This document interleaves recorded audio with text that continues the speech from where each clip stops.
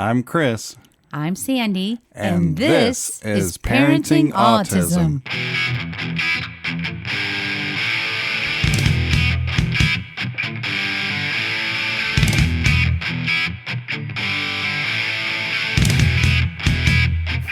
Here we go.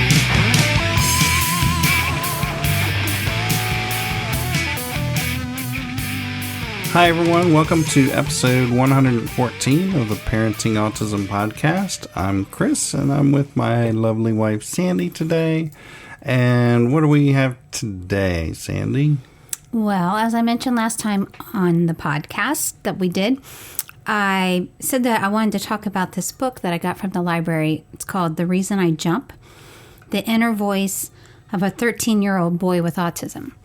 And so, as a parent of a child with autism, I always find it very helpful and interesting if I can get inside the mind of another child or another adult who's able to articulate how they feel better than Bryce can. Because Bryce tries to tell us, but there's a lot of decoding to figure out how he's really feeling and why he does what he does and those sort of things. And while I understand that every person and child is different, I kind of think it's like where you read these personality books, like the one we have about how to deal with annoying people. And it translates to there's 4 personality types, and most people have either a certain personality and then like a second one behind that.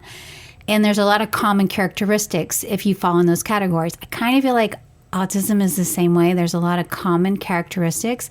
And then you have your own personal flourishes or details or whatever you deal with. So I wanted to talk about that today. He had a lot of questions in here, but as I was going through, I just started making notes of the ones that I thought would make a great podcast and a discussion. And so I do want to just give props here to the book. The Reason I Jump is the title, and it was translated by somebody because this young boy was he was Asian and he wrote it in his native tongue. And if I could tell you who the author was, I would. Naoki is his name. Naoki Higashida. And I'll put that in the notes too, just in case anybody wants to get a copy themselves. But anyway, that's kind of where we're at. So we'll talk about that today. And then I know Bryce said he wants to come at the end and he wants to share some of the noises that he's listening to on his iPad. So y'all can look forward to that. So, question, it's going to be 13 questions. And so the first one is, why do you ask the same questions over and over? So, his answer. Should I guess? Yeah, you want to guess? Yeah, I'll guess. Okay. It's because they didn't comprehend the question the first time. Okay, let's see how close you are on that. Okay. He says, it's true. I always ask the same questions. What day is it today? Or is it a school day tomorrow? Simple matters like these. I ask again and again. I don't repeat my question because I didn't understand. In fact, even as I'm asking, I know I do understand. The reason why? Because I very quickly forget what it is that I've just heard. Inside my head, there really isn't such a big difference between what I was told just now and what I heard a long, long time ago. So I do understand things, but my way of remembering them works differently from everyone else's. I imagine a normal person's memory is arranged continuously like a line.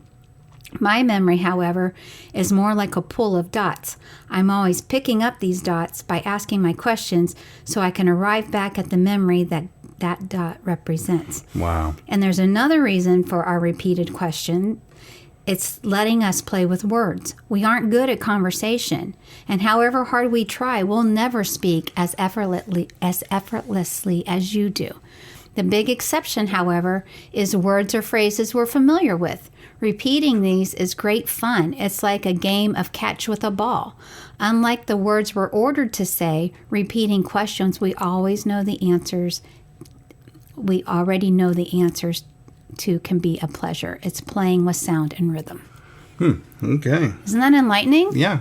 Totally different than what you're thinking. Yeah. So when Bryce is asking us the same questions, it could be because he honestly doesn't remember. I can totally see that because he tells us, I don't remember. Well, we'll normally say to him if he asks us the same question, I'll repeat it back to him. Why did you? Blah, blah, blah. And then if he knows, he'll tell me. And if he doesn't, then he'll say, I don't know. But maybe sometimes it's like he's saying there, it's hard to make conversation. So it's easier to say things that you already know. And then you have confidence in that because that's easy. Where when he's trying to say these scripts that we give him, and we talked on the last episode about helping him with social, and what are we giving him? Scripts. And we said we'd rather him have scripts and just kind of learn to say, hi, how's your day going? But that's hard for him to remember to say, hi, how's your day going to somebody. It's like pressure for him and work for him. And then if he doesn't do it, then he'll say, I'm a bad boy, or I did something wrong. And then he gets all defeated and he feels bad about himself. So this is where I find this really helpful, because I have to just remember how this impacts Bryce when we're trying to help him, and it doesn't come easy to him. Okay. So that was the first one. The next one. Why do you ignore us when we're talking to you? I don't think they're ignoring. I think they're hearing everything that we say. I think they need time to process it. Okay. If someone's talking to me from somewhere far off, I don't notice. You're probably thinking same here, yes? A major headache for me, however, is that even when someone's right here in front of me, I still don't notice when they're talking to me. Not noticing, however, is not the same as deliberately ignoring. But often people assume I must be arrogant or, in air quotes, retarded. People around me always make me realize that I'm being spoken to by saying things like, say hello back, then Naoki, or what do you say then? Like prompting. So whenever that happens, I just repeat what I've been told to say, like a minor bird learning a new word. Even though I feel guilty toward the person who has spoken to me, I can't even apologize. So I end up feeling miserable and ashamed that I can't manage a proper human relationship. A person who's looking at a mountain far away doesn't notice the prettiness of a dandelion in front of them. A person who's looking at a dandelion in front of them doesn't see the beauty of the mountain far away. To us, people's voices are a bit like that. It's very difficult for us to know someone's there and that they're talking to us just by their voice. So it would be of a great deal of help if you could just use our names first to get our attention before you start talking to us. That's what we do. If we know he's not tuning in, we say 3 times, actually, you have to go, Bryce, Bryce, Bryce. Yep. And I've told that with his friends because they say, why is he not listening to us? And I said, you have to say his name 3 times. If you say it 3 times fast, he'll hear you. That just kind of affirms it, right? We figured that out, but it's very, very interesting. All right, the next question.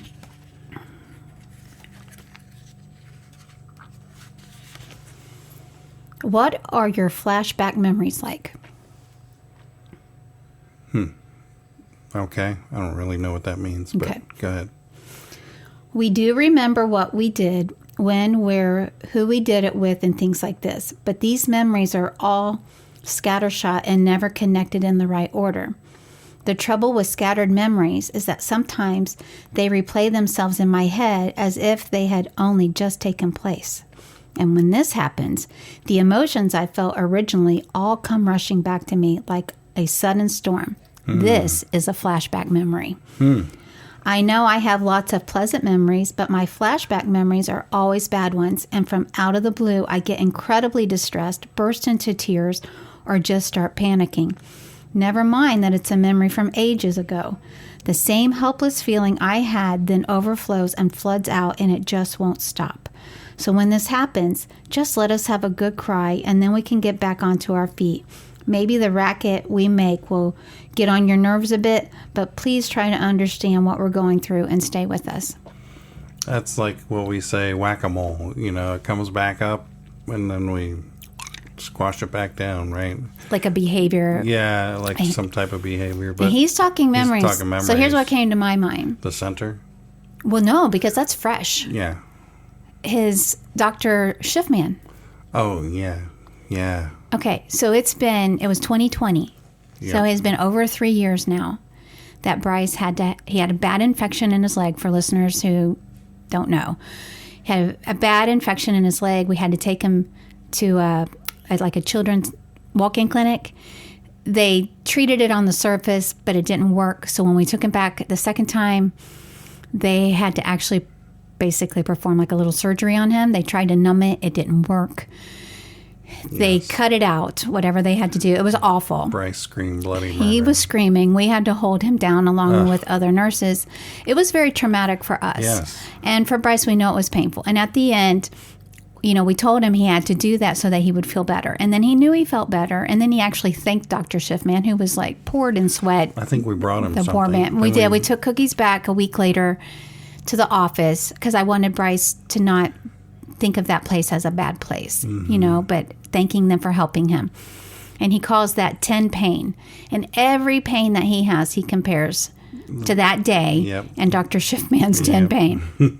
But there are times where it is years later and he will well up with tears and when he thinks about that. And now I understand that for him, it probably still feels very real to him. Not like it happened 3 years ago, but like it just happened and Makes it's a very sense. fresh pain. Yeah.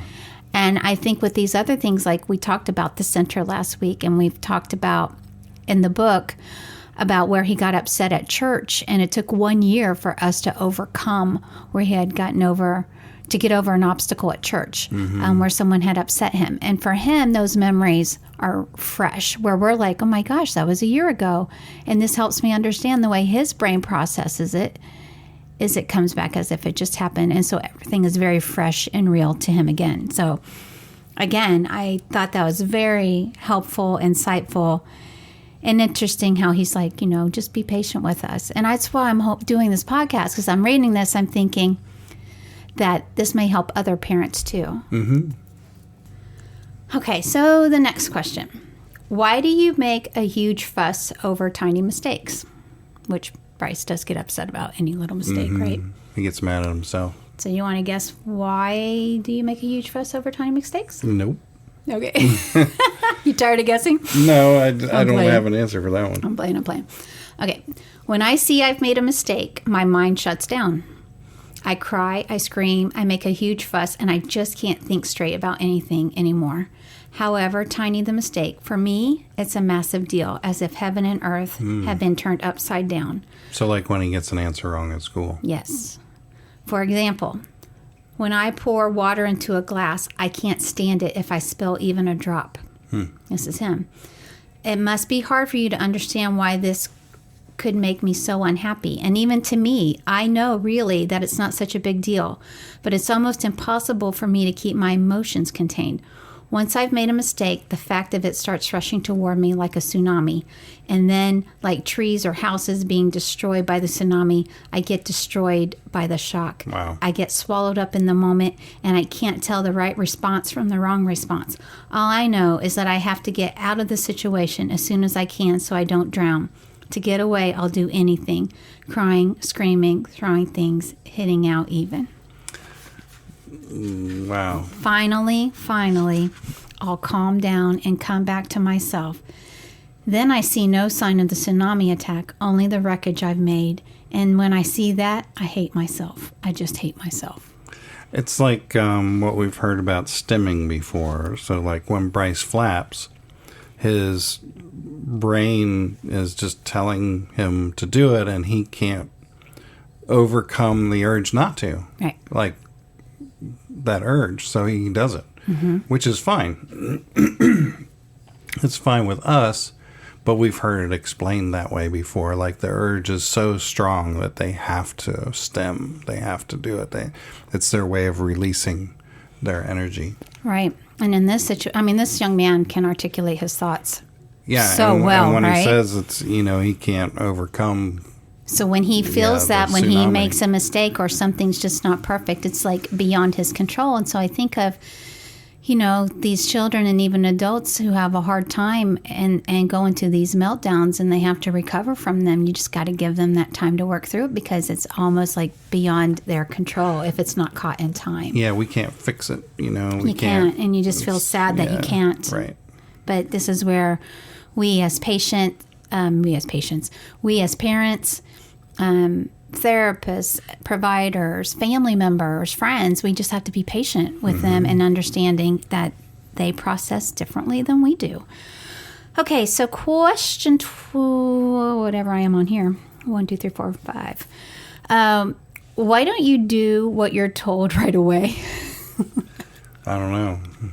I thought you might want to know that for Bryce because he struggles to do things right away, right? It goes back to why aren't you listening to me when I ask you questions?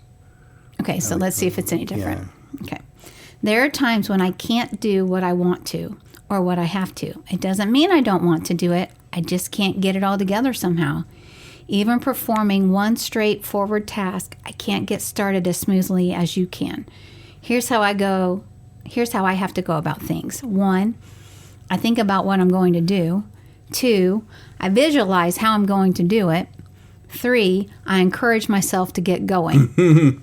How smoothly I can do the job depends on how smoothly the process goes. There are times when I can't act even though I really badly want to. This is when my body is beyond my control.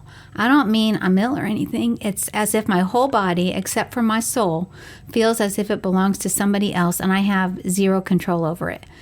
I don't think you could ever imagine what an agonizing sensation this is. You can't always tell just by looking at people with autism, but we never really feel our bodies are our own. They're always acting up and going outside our control. Stuck inside them, we're struggling so hard to make them do what we tell them. Interesting. Very interesting. And that goes back to what you were saying about the stemming. Flapping, Yeah. the stemming. We see Bryce doing circles now, which has become a little more frequent. He told me he was spinning one day this week. I'm like, Bryce, just don't get hurt, doing it. He goes, oh, I feel like I'm in a different world. I'm spinning around here and I feel the earth beneath me. I mean, it's like he's... We've talked about that. Proprioception, is it? Or, the vestibular input. Yes. Knowing where your body is in space and time. Yeah, and I know that's a big thing with occupational therapy. And they say he doesn't always know, which is why he leans on walls, which is why he leans on us. And there really is something about the mind and the body connection there. So, interesting. Thought that was very interesting and insightful as well. Next question that jumped at me and made me think of Bryce. What's the reason you jump? Name of the book, but Bryce jumps a lot, so I was very curious on that. What do you think I'm feeling when I'm jumping up and down, clapping my hands? I bet you think I'm not really feeling anything much beyond the manic glee all over my face, which is what we think, the manic right? glee, yes. Okay, but when I'm jumping, it's as if my feelings are going upward to the sky. Really, my urge to be swallowed up by the sky is enough to make my heart quiver. When I'm jumping, I can feel my body parts really well, too. My bounding legs and my clapping hands, and that makes me feel so, so good. So that's one reason why I jump, and I've noticed another reason. People with autism react physically to feelings of happiness and sadness. So when something happens that affects me emotionally, my body seizes up as if struck by lightning. Seizing up doesn't mean that my muscles literally get stiff and immobile. Rather, it means that I'm not free to move the way I want. So by jumping up and down, it's as if I'm shaking loose the ropes that are tying up my body. When I jump, I feel lighter. And I think the reason my body is drawn skyward is that the motion makes me want to change into a bird and fly off to some faraway place. But constrained, both by ourselves and by the people around us, all we can do is tweet, tweet, flap our wings, and hop around in a cage. If only I could just flap my wings and soar away into a big blue yonder over the hills and far away. Maybe that's why Bryce likes flying so much. Maybe it is, because he loves being in the air.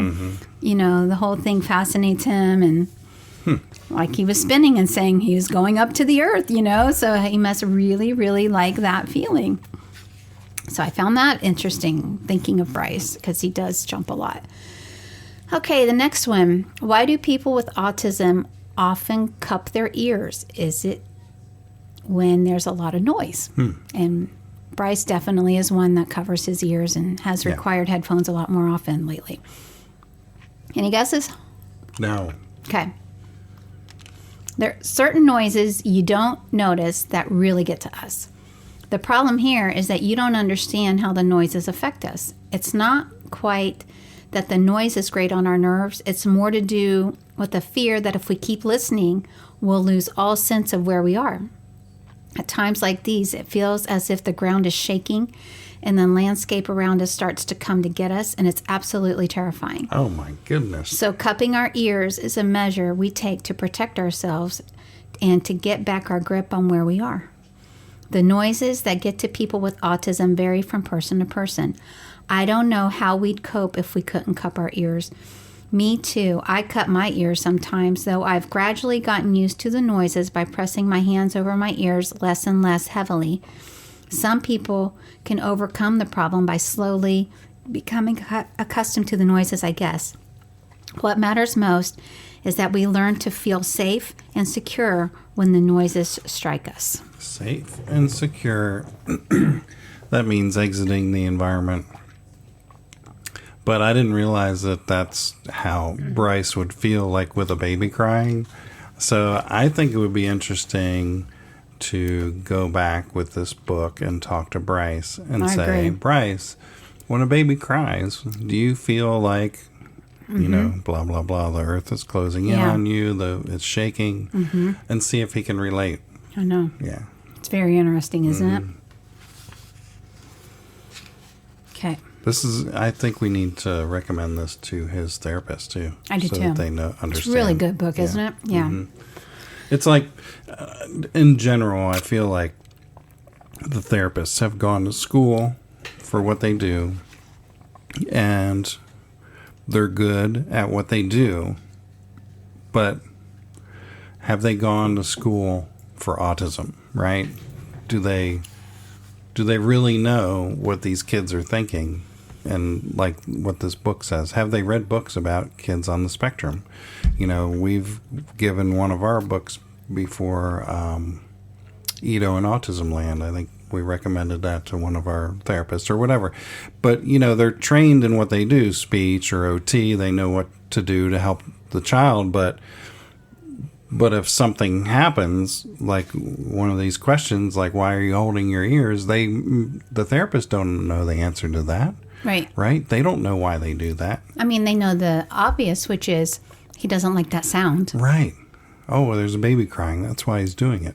And for Bryce, he turned into this whole other person. It's almost like the Incredible Hulk. He goes into anger mode, like clenching the fists. And it's like, wow, where did that come from? Yeah. And then he's getting better and he's working through that. And even having his headphones on, I know he can still hear sound, but it's muffling it. And so that's what this young man said. You know, he would learn to press lighter and lighter so he could hear it, but it wasn't as loud and as strong, and then helping him learn to overcome it.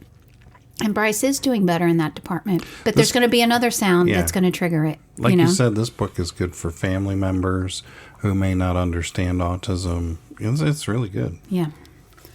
Okay, so why are you too sensitive or insensitive to pain? So, and when I will say this, when Bryce was younger, like nothing seemed to hurt him. Right. We were scared that he had so much tolerance for pain because we were afraid he would get seriously injured and not even know it. Yeah. And there's still times he has big bruises and we'll be like, what happened? I don't know. He doesn't remember. But then he is now also extremely sensitive to the idea of pain. And that's because of the whole Dr. Schiffman experience. So it's psychological there. Okay. Among people with autism, there are some who make a huge fuss when they have their hair or nails trimmed, even though it shouldn't hurt at all. At the same time, there are people who stay very calm and collected even when they've got an injury that's obviously painful.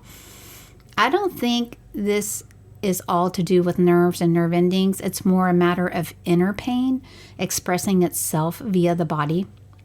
When memories suddenly come to people, we experience a flashback.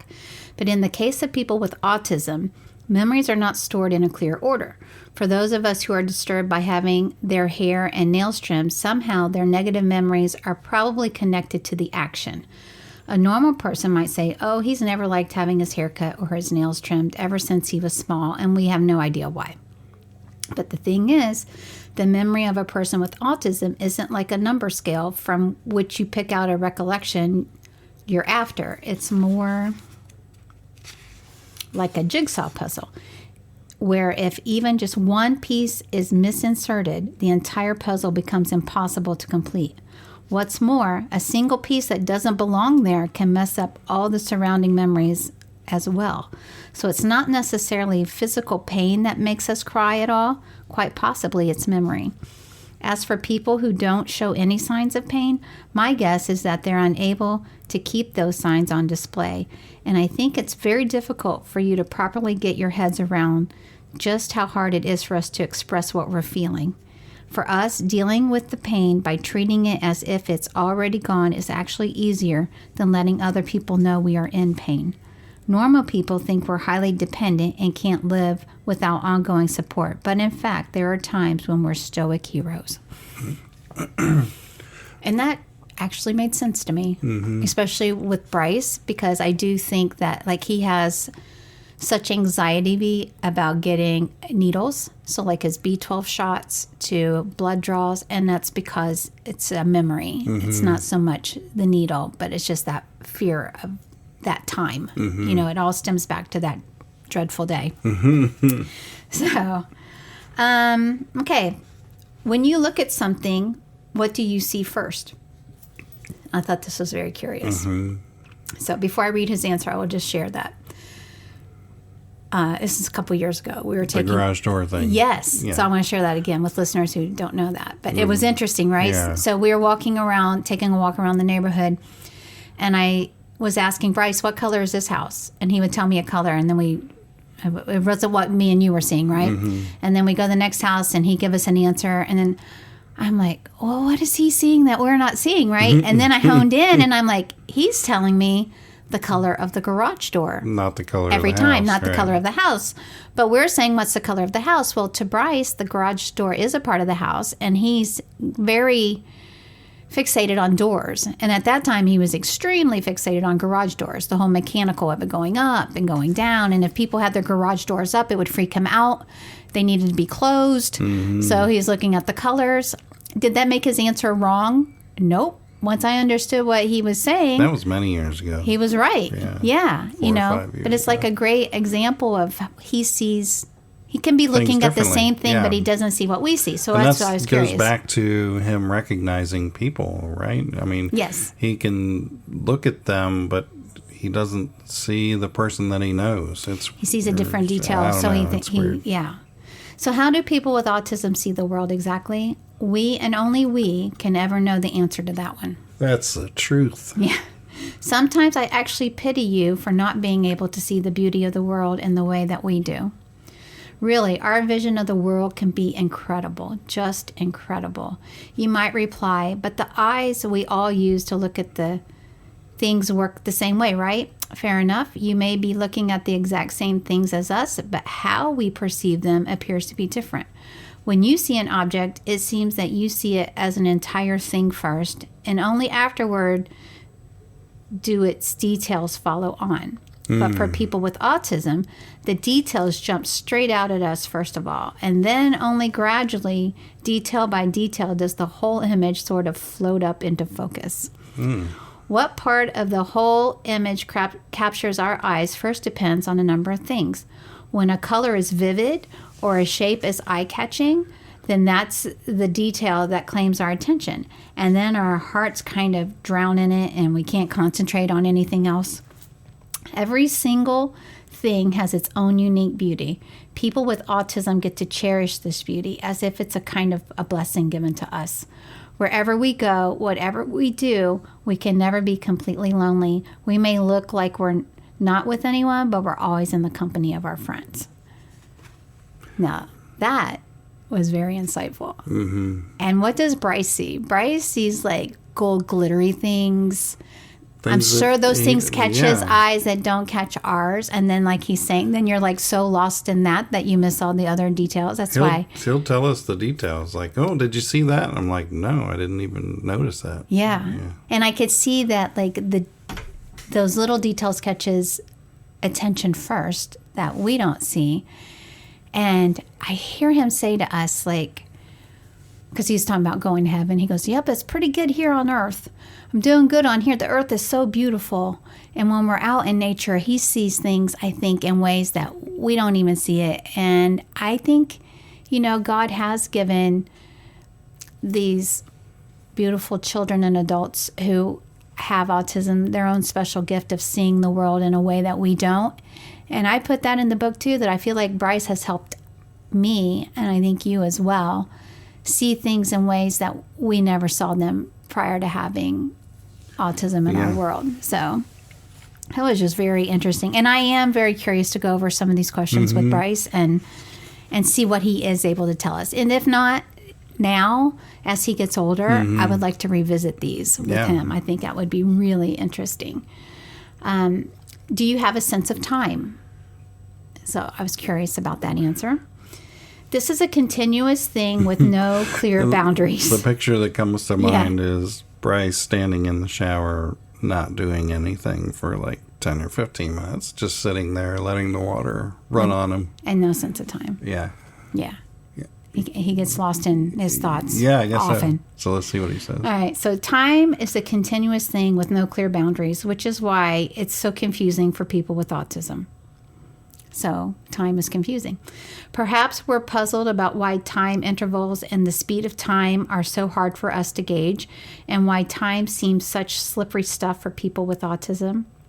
For us, time is as difficult to grasp as picturing a country we've never been to. You can't capture the passing of time on a piece of paper. The hands of a clock may show that time has passed, but the fact that we can't actually feel it makes us nervous. Because I have autism, I know all about this and I feel it myself. Believe me, this is scary stuff. We're anxious about what kind of condition we'll be in at the future point and what problems will trigger. People who have effortless control over themselves and their bodies never really experience this fear. For us, 1 second is infinitely long, yet 24 hours can hurtle by in a flash. Time can be only fixed in our memories in the form of visual scenes. For this reason, there's not a lot of difference between 1 second and 24 hours. Exactly what the next moment has in store for us never stops being a big, big worry. That's why I try to tell him how the day is going to go and what we have planned. And he'll often ask me, how long is that going to take? Or how long is it going to take to get there? Or, he is concerned about time. He is. So this is really what I'm talking about. Not so much him managing his time, but his anxiety and his worries about time. And like yesterday, we mixed up his schedule because normally he'll do therapy Tuesday, Thursdays, and Fridays. And I guess we didn't tell him that he was going to have it on Wednesday. And it kind of freaked him out. And even like during the whole day, he was like, this is weird. I said, oh, do you like having your routine, buddy? He goes, it's a weird day, Mommy. I'm like, it is. And it kind of just threw him off because he didn't know how the day was going to play out, So I would say the more that we can prepare him, and you're right, he will always want to know how long it's going to take. And we think it's because he's going to be bored, but I think it's to give him a sense of security. So we just have to remember those things, and then be patient and answer those questions for him. All right, I got just a few more. What kind of TV programs do you enjoy? I just thought this was interesting because Bryce doesn't watch a whole lot of TV. Really? Yeah, no. He watches YouTube. He does. I think that's a lot of kids' that's his new TV. Version of TV, actually. Even at my age, I still enjoy this TV program for kindergarten kids, Watching with Mother. Reading that, you must be thinking, oh, this guy's just a big kid after all. But that's not the case, in my humble opinion. Sure, we may appear to resemble small children, our fondness for gentle, kind, beautiful things, but we tend to prefer simpler, more straightforward stories, not because of childishness, but because we can more easily guess what's going to happen next. This allows us to stay more relaxed and more engaged.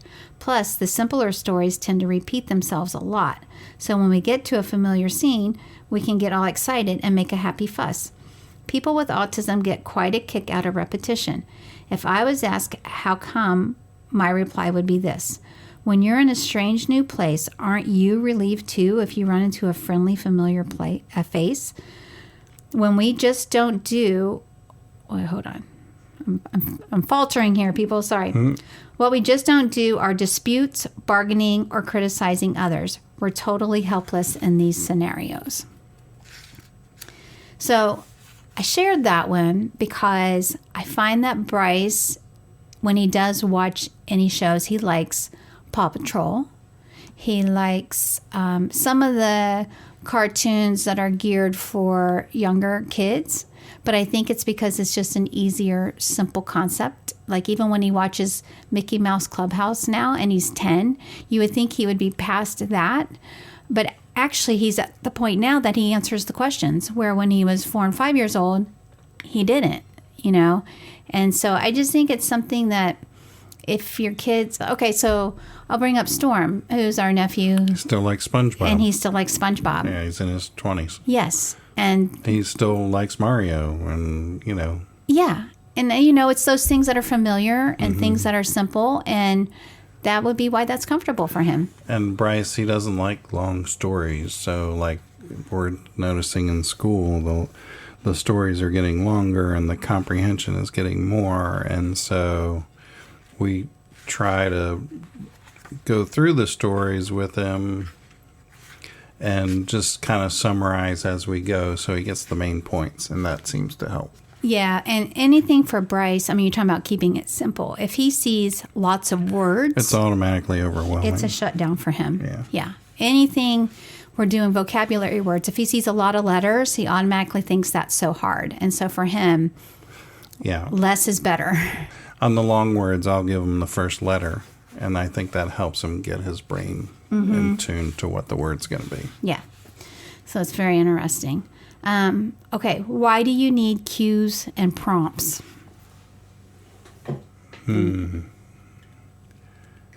It's interesting to me because all of the... Why do you need cues and prompts? Why don't you pay attention when we talk to you? Why don't... You know... You would think they would all be the same answer, but I'm learning now that they're not. So I'm interested. I think you're going to be surprised by this answer too. People with autism are sometimes unable to move on to their next action without a verbal prompt. For example, even after we ask for a glass of juice and are given it, we don't actually start drinking it until someone said enjoy or go ahead and drink it then. Right? Yeah. Or even after the person with autism has announced, right, I'll hang with the laundry now. Oh, it's like when yesterday when he says, I'm thirsty. Okay, well, get yourself some water, right? Yeah, and then he'll get it and then forget to drink it. Yeah. So, go ahead. Okay. Sorry. So he goes, okay, or I'll say, right, I'll hang the laundry now. He won't get started until someone has said back, okay, that's great. And he says he's going to do it, right? So I don't really know why some people with autism need these cues, but I do know that I'm one of them. Since we already know what we'll be doing next, surely we should be able to just get on with that unprompted, right? Yes, I think so too. But the fact is, doing the action without the cue can be really, really tough. In the same way as you don't walk across the street until the light turns green, I can't, in quotes, switch on the next action until my brain receives the right prompt. That would be taking his supplements, taking a shower, everything. bath. It's like we have to give him the green light, right? Where he gets stuck. He says doing the next action without obeying the prompt rule is terrifying. It's enough to make me lose the plot completely. So they're anxious to take the next step without permission. Yeah. That's what it sounds like. And once we're through the terrifying phase, we can, bit by bit, because some become used to the idea that doing things without the prompt is possible. But getting to that point is something we can do. Isn't something we can do alone.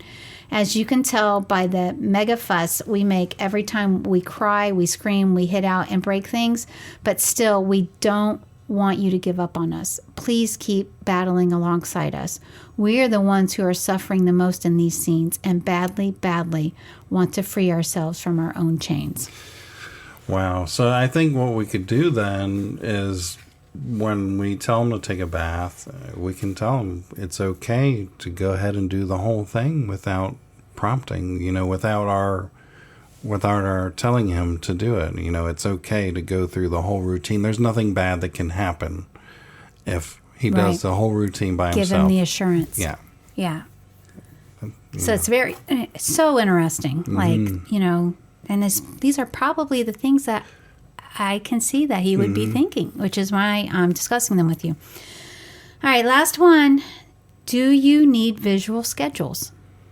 And I thought this was interesting because we've gone back to that. And his response is very interesting. Let's hear it. All right. I understand that any plan is only a plan and is never left definite, but I just cannot take it when a fixed arrangement doesn't proceed as per the visual schedule. I understand that changes can't always be avoided, but my brain shouts back, no way, that's not acceptable. So speaking for myself, I'm not a big fan of having visual schedules around the place.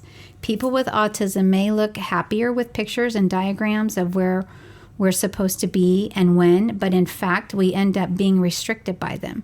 They make us feel like robots with each and every action pre-programmed. What I'd suggest is that instead of showing us visual schedules, you talk through the day's plan with us, verbally and beforehand. Visual schedules create such a strong impression on us that if a change occurs, we get flustered and panicky. Observing that the new change can also be shown on the schedule is beside the point. I'm afraid. The message I want to get across here is, please don't use any visual things like pictures on our schedules, because then the activities on the schedules and their times and timings can get imprinted too vividly into our memories. And when that happens, we end up stressing ourselves over whether what we're doing now is or is not matching up with what was on the schedule. In my case, I end up checking the time so often that I'm no longer able to enjoy what I'm doing. People who don't live with autism often think the rest of us won't be able to understand the plan for the day just by listening, but give it a try. And although we might ask you the same questions over and over, we will get the hang of it and ask you less and less. Sure, this will take time, but I think it's easier for us in the long run. Of course, when it comes to explaining the order that you do certain actions in, or instructions about how to make such and such an object, visual aids like pictures can help us a lot. But being shown photos of places where we're going to visit on an upcoming school trip, for example, can spoil our fun. Wow. Okay. Thanks for sharing those.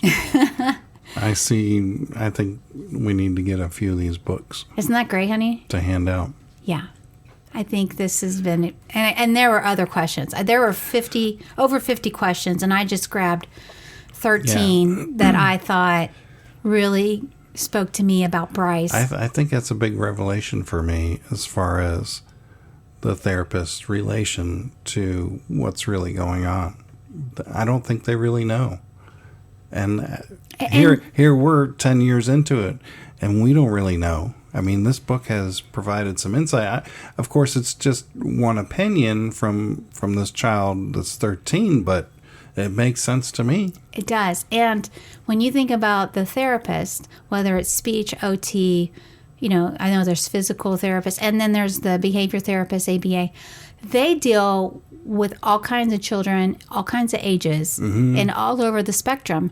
But if they could just get into the mind to understand these core things, and again, I do think it would be very helpful for them to help all of their families. So, thanks for sharing that. Yeah, you're welcome. And I really hope that helped you guys out there who are listening to this. And I would encourage you to find a copy of this book and read through all of the questions and just kind of see how that can help you with your child. So Chris is going to go get Bryce now, and you get to hear some of his favorite sounds. Hey, you want to say hi? Okay, well, Bryce decided that he wants to play with his Christmas train. Well, our neighbor brought over the missing battery while we were doing the podcast. So he's very excited for us to go get the train going under the tree. It's Christmas season, Polar Express. So we hope you guys enjoyed this episode. We'll get him on here another time. But in the meantime, have a wonderful week, and we'll talk to you again soon. All right. Bye. Bye.